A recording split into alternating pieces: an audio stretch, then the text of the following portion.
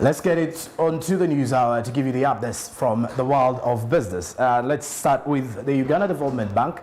It's set to finance female entrepreneur. The bank has signed a memorandum of understanding with the Uganda Women Entrepreneurs Association Limited to support up to 2 million women entrepreneurs operating small and medium enterprises with access to finance. More of the details. The financial support is going to be in form of soft loans starting from 50 million shillings to 900 million shillings, which can be accessed by women entrepreneurs either individually or as a cooperative group. This aims at addressing concerns by women entrepreneurs about not benefiting from previous government COVID-19 relief packages because they were not sufficiently tailored to suit their needs. According to Patricia Ojangole, the managing director of Uganda Development Bank, the bank recently deliberately put in place some initiative programs and product offerings aimed at supporting women, small and medium enterprises and simplified the process of application for credit facilities. Area Were, the investment manager of special programs at the Uganda Development Bank, noted that through these financing solutions, women are now going to be able to access working capital as low as 50 million shillings, flexible payment periods, and also provide land loans to expand their projects. He added that they are looking at all kinds of businesses, whether sole proprietorships, partnerships, cooperatives, associations, or limited companies, where the owner will only need to fill out an application form with minimum requirements of presenting either a bank statement, cooperative statement, SACCO statement, or mobile money statement, plus a national ID, credit reference bureau, CRB card. The chairperson of the Uganda Women Entrepreneurs Association Limited, Barbara Ofono, said since Uganda Development Bank previously used to lend people starting from 100 million shillings and also asked for many requirements, it impeded a lot of women entrepreneurs to access funds for their businesses from the bank, thereby sending them to other banks which ask for very high interest rates. Requirements to get a loan from the Uganda Development Bank have been revised, mainly targeting the small-scale women entrepreneurs. About 150 women have already placed in their applications for the funds, which will help to beef up their businesses and be able to grow them. And this is the financial support is going to be in form of soft loans starting from 50 million Ugandan shillings to 900 million shillings, which can be accessed by the women entrepreneurs either individually or as a cooperative group. This aims at addressing concerns by the women entrepreneurs about not benefiting from the previous government COVID relief packages because some of them were not sufficiently tailored to suit the teachers' need, the female needs here. According to Patricia Ojangole, the managing director of the Uganda Development Bank, the bank recently deliberately put in place product offerings aimed at supporting women, small and medium enterprises and simplify the process of application for credit facilities. Okay, let's move on to the other stories. I was mentioning about teachers. And the other story is taking us to savings and cooperative, to savings and credit cooperatives in Uganda. This is the teachers' SACCOs urged to stop misusing funds allocated to them. This has been noticed as the SACCO leaders have not taken the initiative to distribute the allocated funds to the teachers to enable them engage in income-generating projects. This and more as Andrew Barije reports. Walimu Cooperative Savings Credit Union Limited is a registered cooperative union under Cooperative Act 112 and the Cooperative Societies Regulations 1992 of the laws of Uganda. During a press briefing, Chiwatule, Walimu SACCO Union's board chairperson Stephen Nabende says that among the challenges the SACCOs are facing is the unfair distribution of the allocated funds by the different SACCO leaders and also teachers' failure to pay back the money given to them by the SACCOs which they receive to engage in income-generating projects. Nabende also says as regards to any suspected corruption and embezzlement, some of the SACCO leaders will be subjected before CID Chibuli, State House Anti-Corruption Unit and IGG to ensure recovery of the stolen funds. This is an organization that brings all teacher SACCOs countrywide together with the aim of empowering them to develop so as to become self-independent. Today we are holding our AGM at our headquarters here in Chiwatule. We are trying to account to all the entire stakeholders and the government as far as the Teacher SACCO Fund is concerned. So on an annual basis, we always assemble all our delegates to come and we account.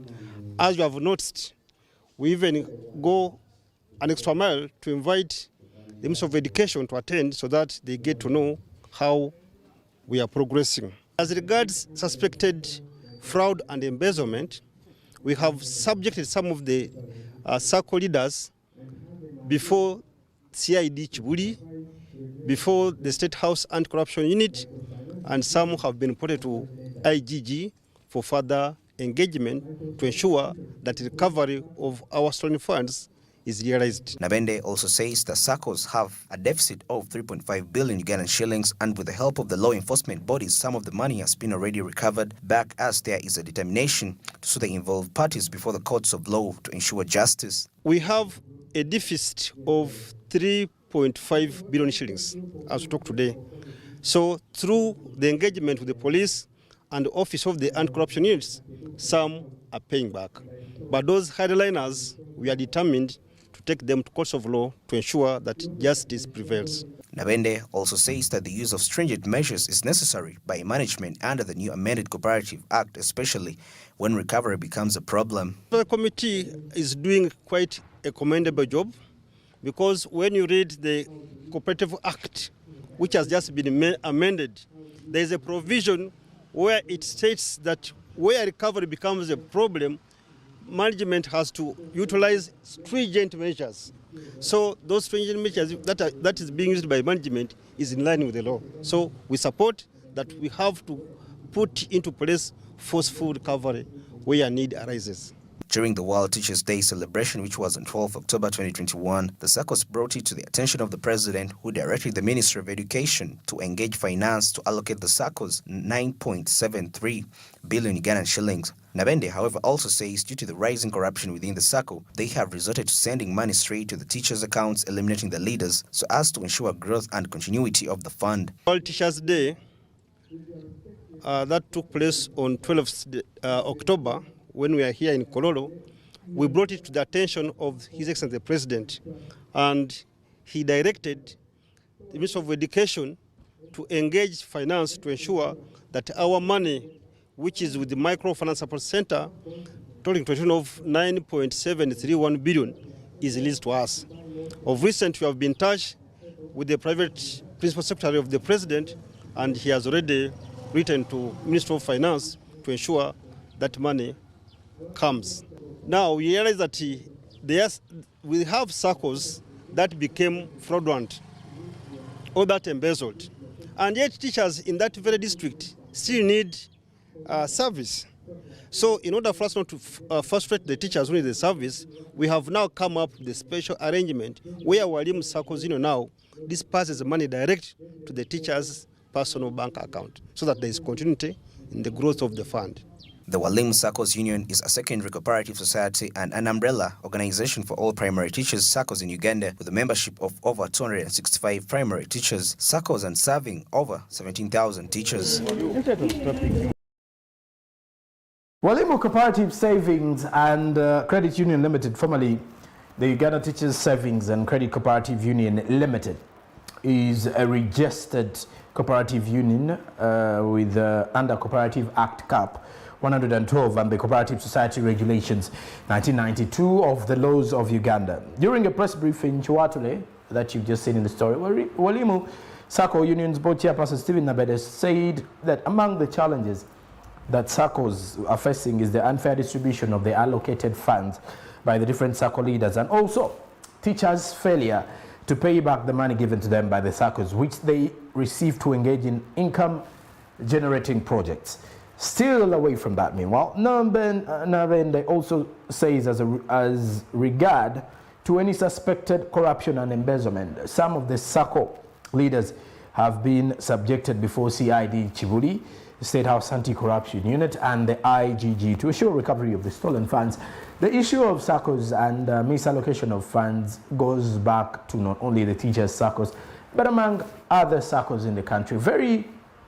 A number of them also facing such challenges in terms of allocating the funds, and very few are always trustful to most of the others. It's only the board that normally receive more money, actually.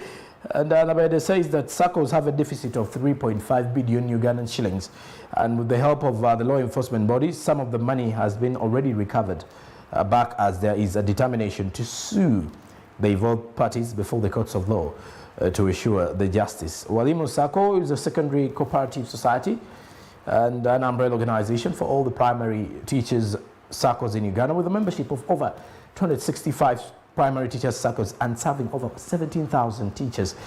And so you can definitely see the stand of Walimu. Okay, meanwhile, let's move on to the other story. Following the International AIDS Day celebrations on 1st December 2021, the Uganda AIDS Commission has called for allocation of more funds towards the fight against HIV/AIDS in Uganda, as President Museveni hits back at Ugandan doctors who hold back information about the improved ARVs. He made the remarks at the celebration when Uganda was joining the rest of the world to commemorate the International AIDS Day at Kololo airstrip. The details of this story as Pattison Mumbere reports. Uganda joins the rest of the world to commemorate the International AIDS Day, which is used to create more awareness about the deadly disease and also reflect on its impact on communities and the economies at large.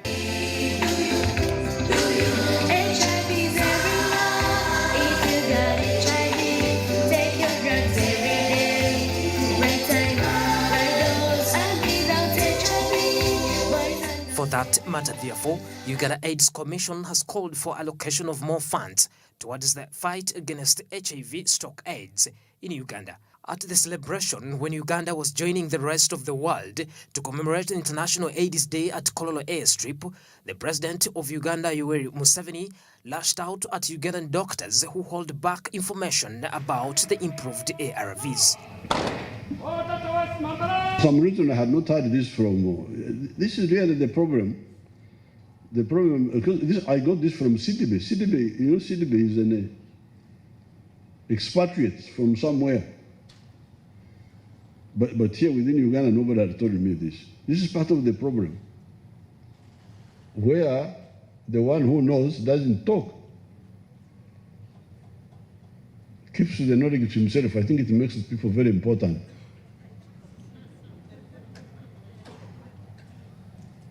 I got this from CDB. You can even check. It's not long ago. It's about 8 years, much recently.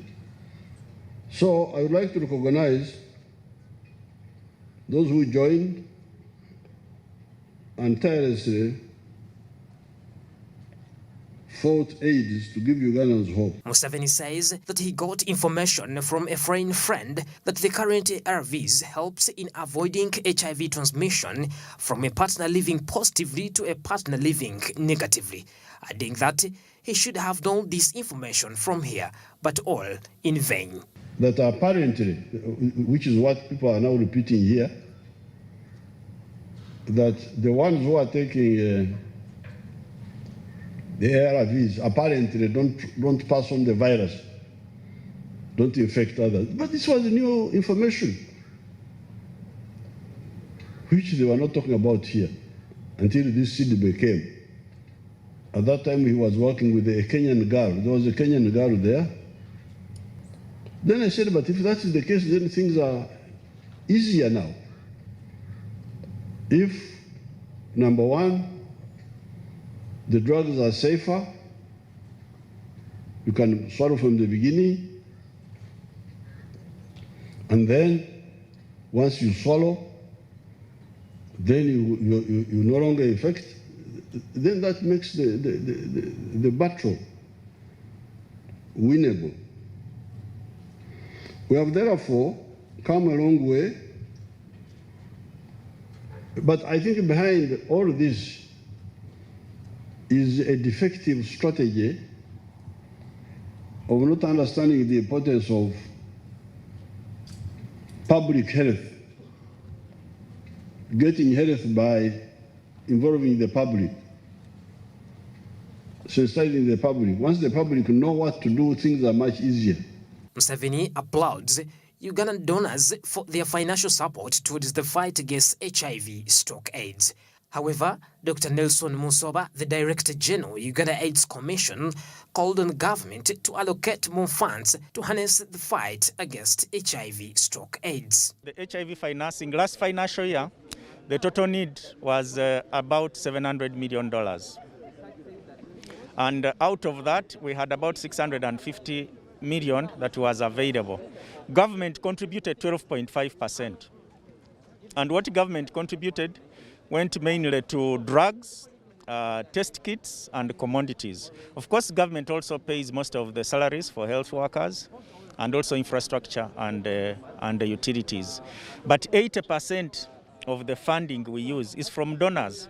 So the promise, that we would like Parliament and the Minister of Finance to do is to increase the government contribution so that at least it is 50-50. There are two areas in which we are looking at as Parliament. Originally, we had created the HIV and Trust Fund, and with the hope that if this fund is operationalized, then every 2% that is collected from all alcohol drinks and some of the soft drinks would go direct to that trust fund. However, up to now, it has not been operationalized, and yet Parliament has finished to do its part, that is putting the law in place and also putting the regulations in place. It has already been done by Parliament, and right now we think that the three ministers, the Minister of Health, the Minister of Finance, and the Minister of Presidency should sit together and agree on the modalities of ensuring that this money is collected and remitted to the trust fund. According to reports, over 70% of the Commission budget is funded by donors, putting Uganda among the top countries in Africa with a high HIV burden. The external donors can only give Uganda funding for a certain period of time. This affects the continuity of the project when the donor funding expires. Well, it is true that the HIV response is heavily donor supported, but it is also true that over the years, government has been incrementally increasing funding for HIV support, and there are a number of strategies that have been laid in place to continue addressing this. Against this deadly disease.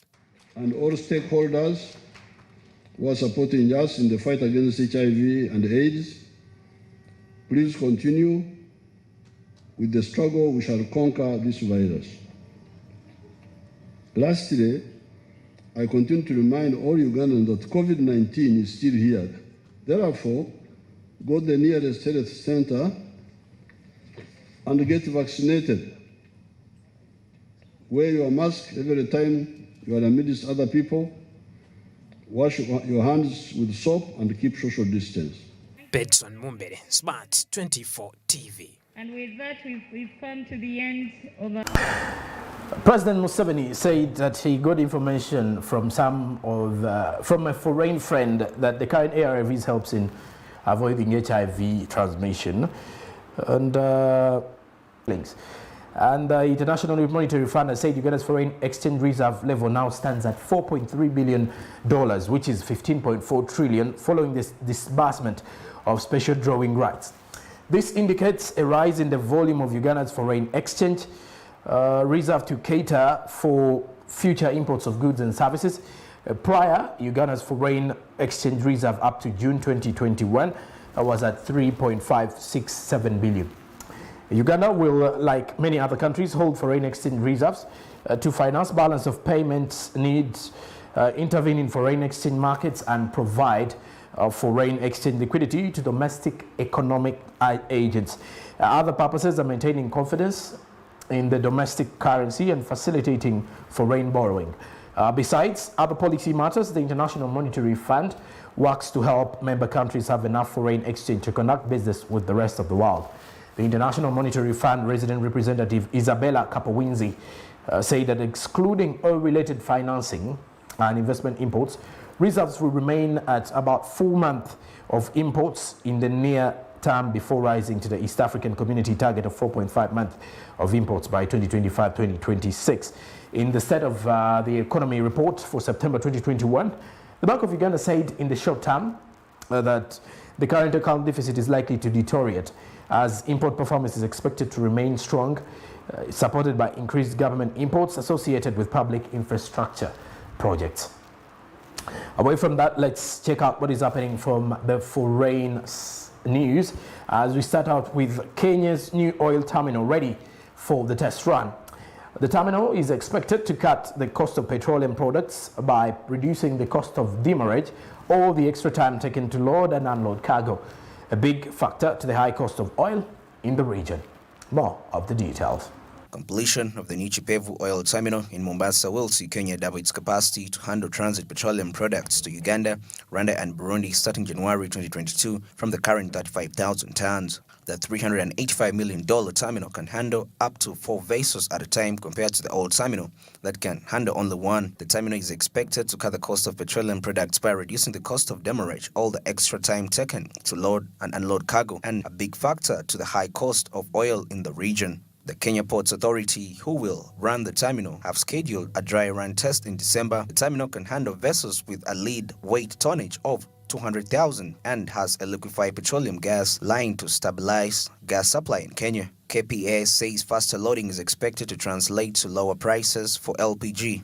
According to Kenya Pipeline Company, the new facility will reduce cost of gas by 30% once operational. The East African has established KPC is currently in talks with Kenya's Ministry of Energy to put a dedicated LPG storage facility with an initial capacity of 25,000 tons. The new terminal will have both subsea and land-sea-based pipelines connecting to the storage facilities in Chipevu and the capacity to handle the crude oil and heavy fuel oil, as well as 3 types of white oil products: DBK Aviation Fuel, AGO, diesel and PMS petrol. KPC is angling to take over operations at the new terminal, Kenya Petroleum Refineries. Right. The completion of the new Chipevu oil terminal in Mombasa will see Kenya double its capacity to handle transit petroleum products to Uganda, Rwanda and Burundi starting January 2022 from the current 35,000 tons. The 385 million terminal can handle up to 4 vessels at a time compared with the old terminal that can handle only 1. The terminal is expected to cut the cost of petroleum products by reducing the cost of demurrage or the extra time taken to load and unload cargo, a big factor to the high cost of oil in the region. The Kenyan Port Authority, who will run the terminal, have scheduled a dry run test in December. The terminal can handle vessels with a deadweight tonnage of 200,000 and has a liquefied petroleum gas line to stabilize gas supply in Kenya. The Kenya Ports Authority says faster loading is expected to translate the lower prices for LPG. According to Kenya Pipeline Company, the new facility will reduce cost of gas by 30% once operational. The East African has established KPC in talks with Kenya's Ministry of Energy to put up a dedicated LPG storage facility with an initial capital of 25,000 tons. All right, away from that, let's speak technology, motor technology here, as Nissan plans 50% electric vehicle sales by 2030. The automaker Nissan wants half its global sales to be electric or hybrid vehicles by 2030 and plans to plow billions of dollars into the effort, it announced early this week. More of the story. The move follows in the footsteps of the major global automakers, which have increasingly signaled a move towards electric and hybrid vehicles as concern about climate change grows. Unveiling its new long-term plan, Nissan said it will launch 23 new models, including 15 new electric vehicles, in a bid to reach the 2030 goal. Last year, only around 10% of Nissan's global sales were EVs or hybrids, and the firm said the new target would help it achieve carbon neutrality across the life cycle of its product by 2050. Nissan has been battered by a series of problems in recent years, ranging from weak demand even before the pandemic to the fallout of the arrest and subsequent escape of former boss Carlos Ghosn. After falling behind rivals during the pandemic, it began clawing back performance, tripling its full-year net profit forecast earlier this month, despite the impact of a global chip shortage. It's a move seen across the auto industry, with Swedish's Volvo pledging to switch all sales away from traditional fuel cars by 2030, and Japan's Honda setting the same target by 2040. Top-selling Toyota says by 2030, all the vehicles it sells in Europe will be electric or hybrid models, with a goal of 70% in North America and 100% in China by 2035. Nissan said 20 of its new electric models would hit the market in the next 5 years, setting a target for electric cars to make up to 75% of the sales in Europe by the fiscal year 2026. The Japanese automaker said it will invest 2 trillion yen over the next 5 years to speed up electrification, aiming to launch electric vehicles with its proprietary batteries by 2028. Electric and hybrid vehicles are being increasingly adopted in the face of concern about climate change, with Britain moving to ban new sales of diesel and petrol cars in the UK from 2030. US President Joe Biden earlier this year announced the target for half of all cars sold domestically by 2030 to be zero emission. At present, around 10% of European car sales are EVs, but the US figure is just 2%. Nissan has been battered by a series of problems in recent years, ranging from weak demand even before the pandemic to the fallout from the arrest and subsequent escape of former boss Carlos Ghosn. After falling behind rivals during the pandemic, it has begun clawing back performance, tripling its full-year net profit forecast earlier this month, despite the impact of a global chip shortage. It is a move seen across the auto industry, with Swedenese Volvo pledging to switch all sales away from traditional fuel cars by 2030, and Japanese Honda setting the same target by 2040. A top-selling Toyota says by 2030 all the vehicles it sells in Europe will be electric or hybrid models, and with a goal of 70% in North America and 100% in China by 2035. Nissan said 20 of its new electric models would hit the market in the next 5 years, setting a target for electric cars to make up to 75% of sales in Europe by fiscal year 2026. And the United States President Joe Biden earlier this year announced a target for half of all cars sold domestically by 2030 to be zero emission. At present, around 10% of European car sales are EVs, but the US figure is just 2%, as electric and hybrid vehicles are being increasingly adopted in the face of concern about climate change, with Britain moving to ban new sales of diesel and petrol cars in the UK from 2030. That's it for the News Hour. We shall return after the break with the topic analysis.